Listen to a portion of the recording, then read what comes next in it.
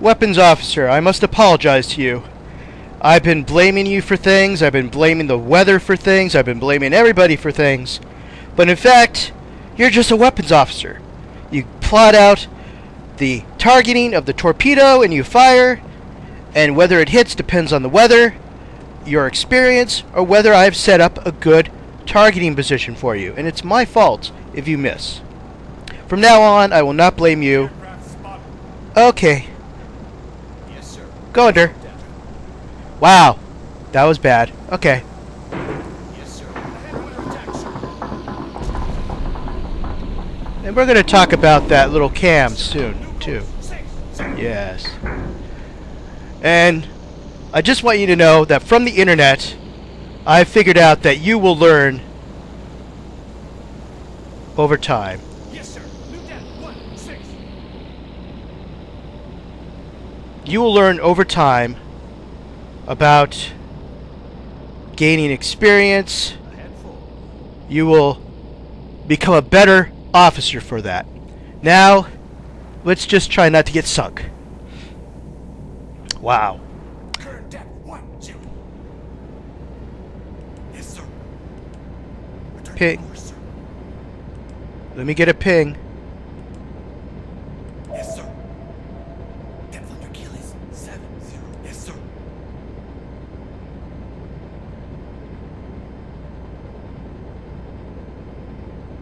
Yes, sir. Yeah. I don't actually like these event cameras anymore. They tell me when it's going to miss. When before you'd hear it, you don't know how close it is. So yeah, you heard me talking to the weapons officer. I've decided to let him control the torpedoes from now on. I've been just too hyper about that. I've tried it myself. There is a in-game kind of academy, and I understand it in my head, but when it comes to actually carrying it out on my own, I just can't seem to get the bow of attack or bow angle properly done. See, that's why I don't like it.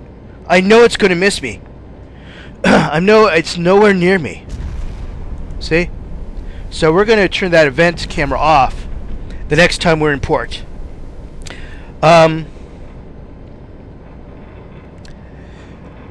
What else did I want to talk about? Oh, yeah.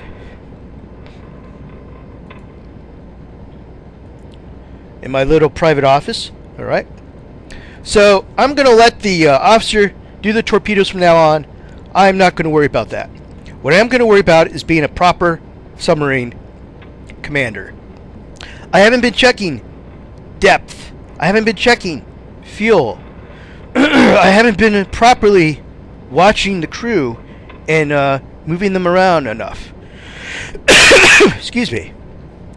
And I've read on the internet that the officer actually, as he becomes more experienced, as he gets more campaigns under his belt and more awards, will become better at shooting torpedoes.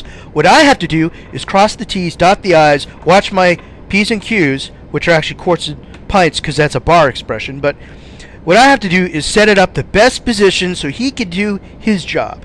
So I have to be less impatient, I have to hurry less, and when we get back into port, I'm turning off those event cameras because they take away from the suspense. If we didn't have those things, if we heard them bombing, we wouldn't know where they were, how close they were, so on and so forth. So I think we're going to gain a little more realism by taking away those event cameras and letting the weapons officer do his work. I play Hearts of Iron 3, and I love allowing the military to be controlled by the AI because they're fighting on an equal footing with the other computer opponents.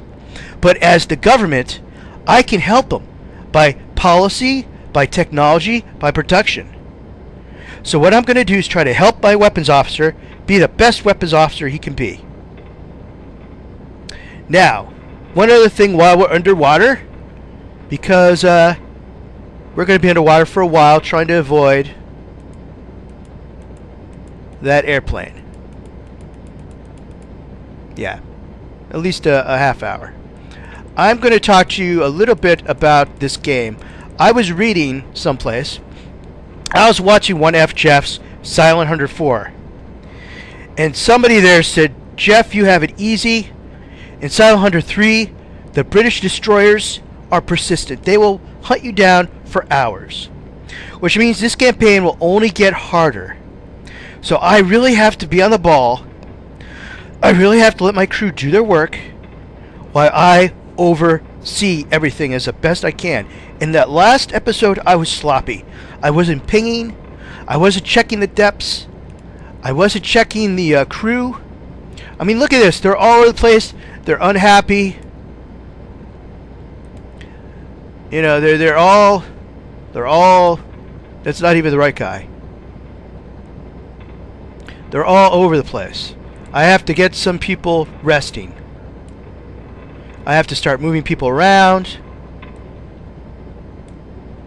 I have to get them into places where they can rest. I have to, yeah. Yeah, I have to become anal. I basically have to become anal.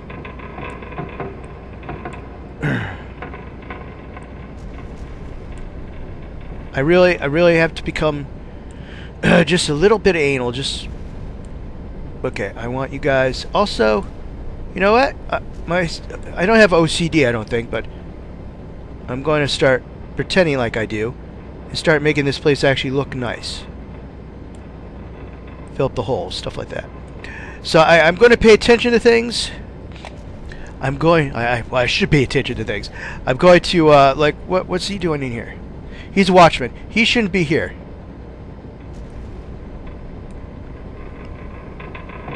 Okay. So let's start. Well, no, maybe I want him to rest. So let's start doing that. You know, this is the medic and a watchman. He goes up there. So, you know, for example, I got damaged before. I repaired everything, but I didn't even check my hull integrity. It's 100%, which is great. But if I had done a crash dive sometime, first of all, I don't have the depth for a crash dive. Second, if you have a really bad damaged hull, that could be the death of you. So last episode, I wasn't paying attention. I was a bad commander. Bad sub-commander. Bad. So, what I'm going to do from now on is I promise to stop whining about the torpedoes. I plan to be as patient, as understanding as I can. I do not plan to let the British get to me, no matter how many times they try to kill me with those bloody planes. In fact, this is an opportunity. Let's stop the boat. Yes, sir. And let's listen in. I'll stop. Let's wait till we get complete halt. The engines turn off and everything. And then let's listen in. And once again, I'm listening to the sound. It's passive. It's not actually sonar. Well, they do seem to be able to do the depth. Yes, sir. Depth under keel is... Yeah, see? But I do have to be careful about that because most of the ocean is not like that. You look over here, this is shallow. So, I have to be careful. When was that? 750? Slow. Well, technically it will come into my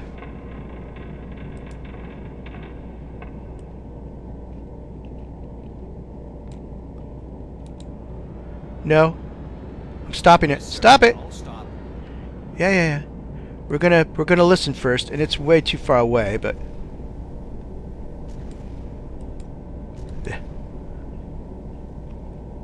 what was that noise? Did you guys hear that? It sounded suspiciously like a noise.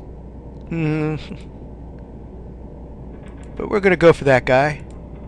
He's in AN-14, so I'll consider him part of my route.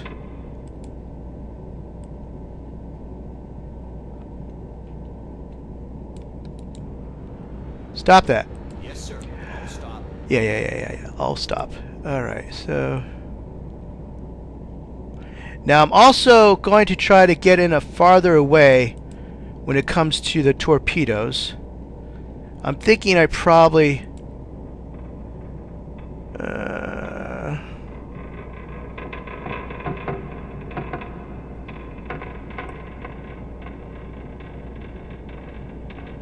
I probably should more like that.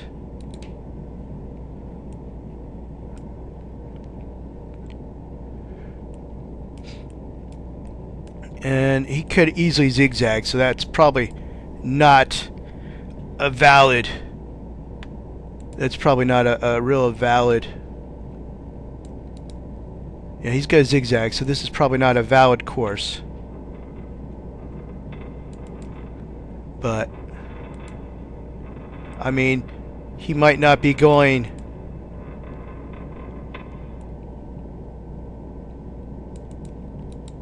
He might not be going any place near that. He might be going this way. So I probably should aim for that. But right now I'm going to listen to the sound.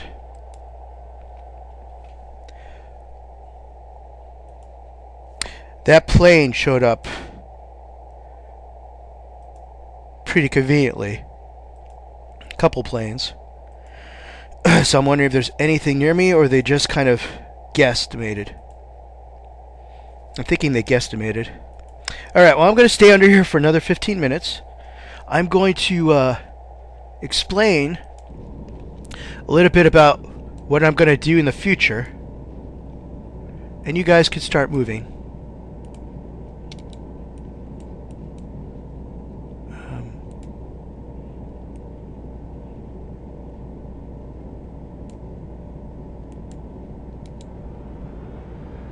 Not that fast, though. Not that fast. Yeah. Let's keep it down to a reasonable amount, because we have. Okay, we're not silent running, which is good because we just shouldn't be. Yeah, battery life. We have plenty of fuel. What I'm going to do is explain now. As you know, our torpedoes have short, medium, fast. Basically, these are speeds. Slow, medium, fast. Short range, long range. Impact, well, magnetic impact. Well, I should call this contact and contact influence. If you switch to this, a torpedo will hit and explode on contact. You go over this, it'll detect the hull and explode. Now, that's great if you're planning, if it's rough seas, the impact targeting system has a habit of blowing up. Magnetic targeting system or contact influence means it can get close to the ship and blow up. This is great if you want to try to snap a ship's, how should I say this? Their spine into pieces. Every ship has a keel. Drap. There it is. That's how far it sinks into the water. So if I want to have a torpedo explode right under it, I could tell the torpedo to have the depth of 4 meters. And if I'm lucky, it will explode right under the ship. Now, what does that do? I'm going to do a happy little... This is the water line.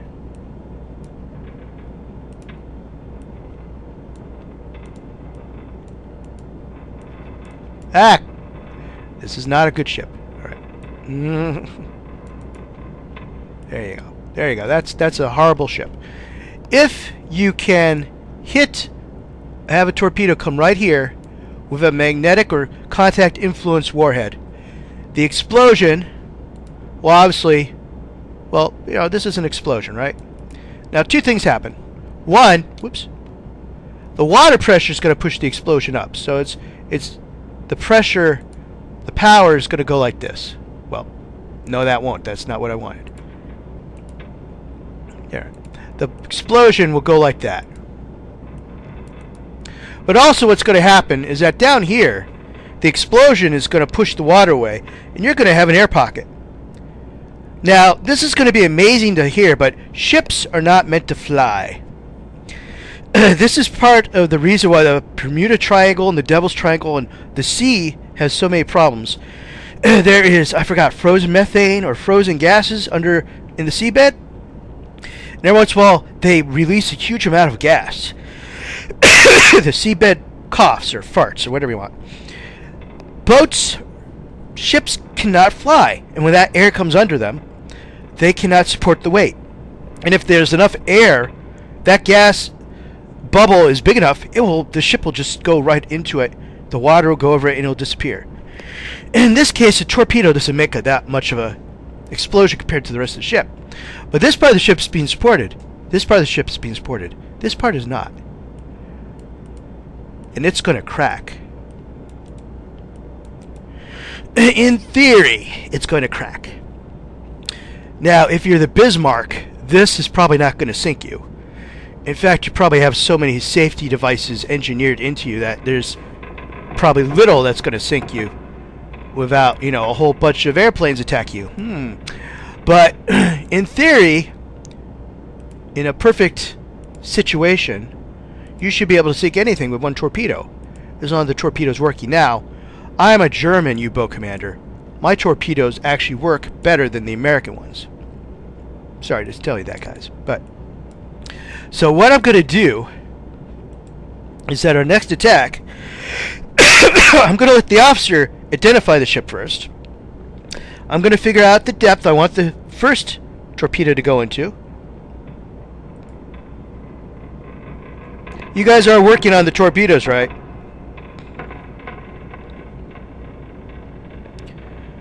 Because, yeah. Crew and bow. Gosh darn it. Alright. Oh, nope. Alright, well.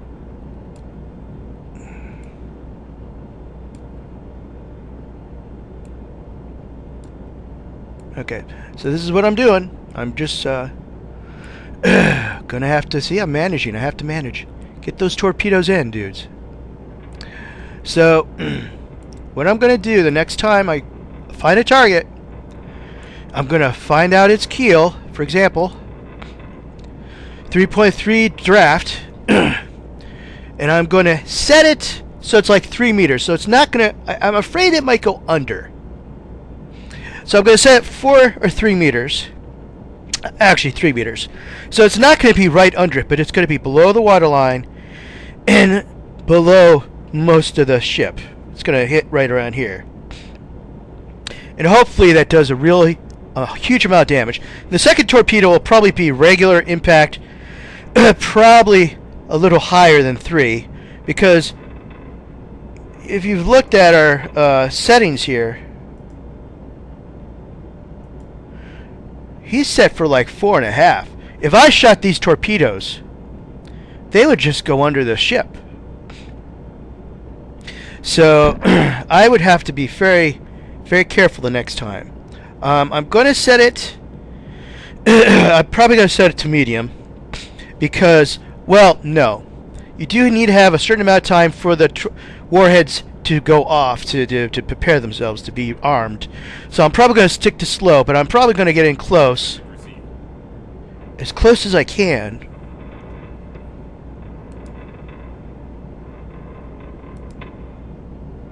Oh, okay. Well, keep up the good work. Oh, that's kind of nice of them. Okay, and it's almost a half an hour, so what we're going to do is we're going to start looking up in the okay, periscope depth. And we're going to get up here. And we're going to look, and if nobody's around, we're going to do flank speed. And we're going to try to get in front of that ship. And it's probably going to be zigzagging. So it's probably... Excuse me while I listen as well as look. It is 1821.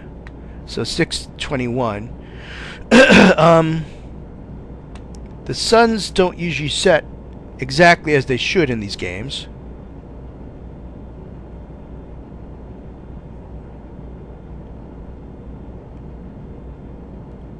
Is that the sun? Yeah, that's the sun. So what I'm going to do is around another 10 minutes, I'm going to check again, and then we're going to surface. I'm glad I've had this little talk with you guys.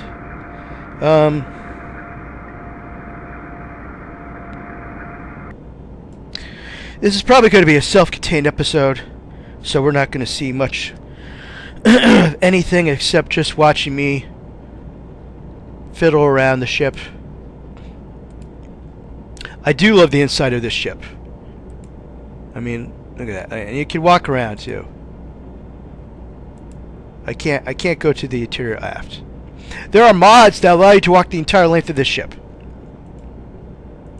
There are mods that actually also make the food slowly go away to reflect at the same speed as the fuel, so it looks like you're consuming the bananas and the sausages. This looks like beef. I guess that's beef too. And you can highlight a lot of this stuff. I mean, a lot of this stuff, yeah, you can look at it. Engine room's starting to get a little tired. Okay. You go there. You go there. You go up here. You go there. See? This is stuff you have to do. You should do. Helmsman. Look, these guys are okay. This guy's a little. He's a little better.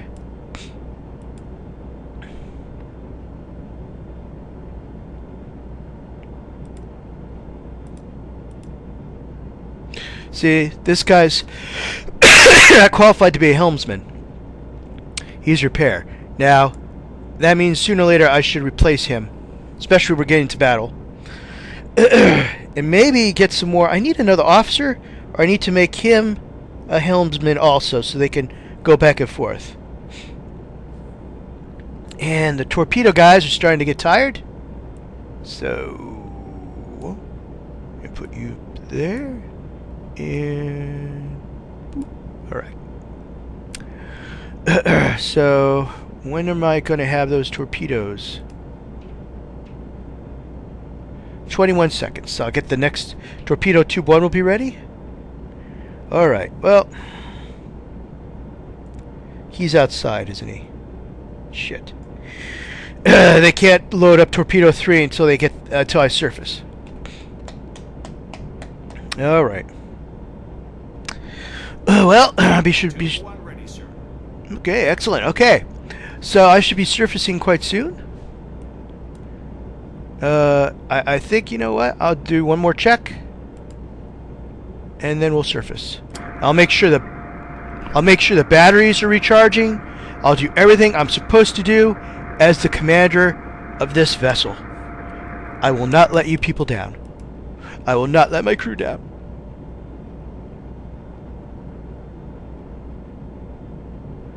The sun will be sinking shortly, which should give us some relief, though I think they do attack during the night. I mean, there's a full moon. Nobody's shooting at my periscope.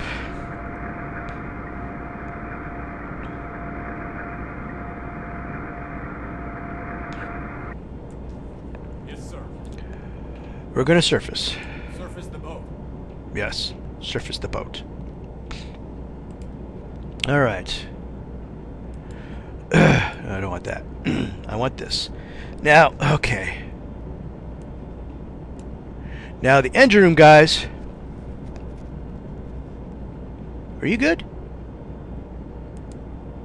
Torpedoes, man. He's going to increase the efficiency over here. There he goes. Watchman.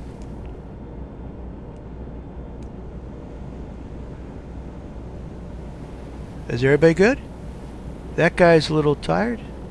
So let's push. That did decrease efficiency a little bit. Can't help it. I want him. Wow, okay. Yes, sir. Yes, sir. Ahead standard. What is standard? Okay, no, I Yes, want... sir. Ahead full. Is that 9 knots? 9 knots is the best thing for this. Except in this lousy weather, it might not be a fuel efficient. But 9 knots should be the best.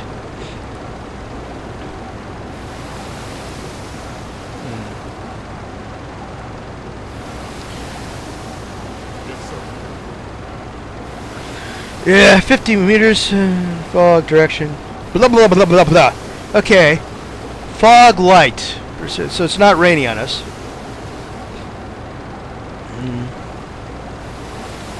Okay, what I'm gonna do is, yeah, I like that. Okay, so it's going slow, but it was reported quite a few hours ago. Now slow, if I remember right, could be anything from 6 to 7 knots if it's a merchant ship. Now I'm assuming it's a merchant ship. If it's a military ship, it's more like, actually still the same thing, about 7 to 8 knots. They usually go the same speed, slow or medium. It's when they get to fast that they really start to shoot up there. They get to fast, yeah, that's really high. Yeah, military ships could go up to 19 or more. So I think this is the end of this episode. I don't plan to edit it in any way, shape, or form, so you'll get a full like half-hour episode. Well, probably less than that. But you have seen us get attacked, and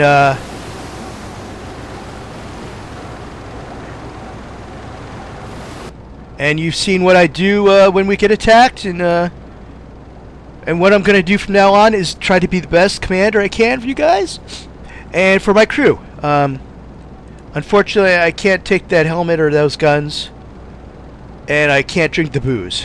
Where's the booze? There's the booze. I'm assuming that's actually just water. Yeah. But you can actually, these things all work. You can actually shoot stuff from here. Play with depth and all that. Yeah, see, it's the same thing. Range, bearing, angle on bow, speed. You can decide all that down here if you're trying to, if you wanted to do it with an old-fashioned, you know, just riding it up here. If you want to guess it up here and figure out how fast somebody's going and all that, and you could do that. Some people could target it from the chart. They don't have to do anything with the computer. They know how to target it, time it with the stopwatch, all that stuff. There's some people out there who just could do that. Once again, I understand how it's supposed to work. I understand how this is supposed to work. You know, bow, angle, you know, angle of the bow, range, speed. I understand how it's supposed to work.